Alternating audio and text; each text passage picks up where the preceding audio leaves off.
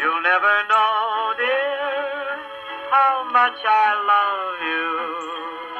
Please don't take my sunshine away.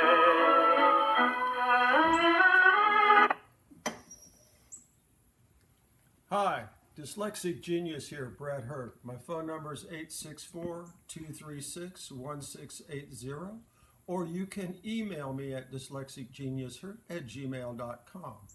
This is the Victor XI. It started production in 1910, and for 2 years they were a tabletop model. They came with a 2-spring barrel motor. The first 2 years of production in the tabletops, they had gold-plated hardware. They came first with an exhibition reproducer, then the number 2. They made roughly 900,000 of these. When they first started production, these phonographs were $100 new in 1910, and in 1921 they were $130. This really is the people's phonograph, like a Volkswagen. These things were totally bulletproof with a 2-spring motor. They were a lot of fun. You know, everybody could afford one of these.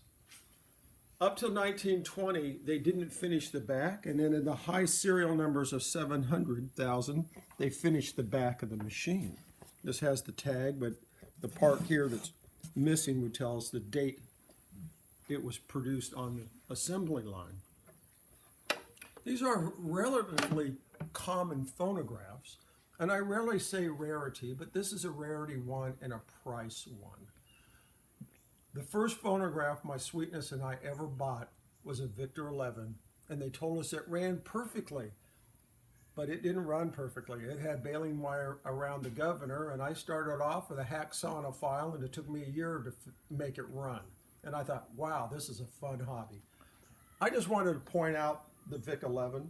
They're really fun little machines. You can find them in oak, mahogany. A few of them were Venus de Milo, means they painted them in a Louis XVI Renaissance.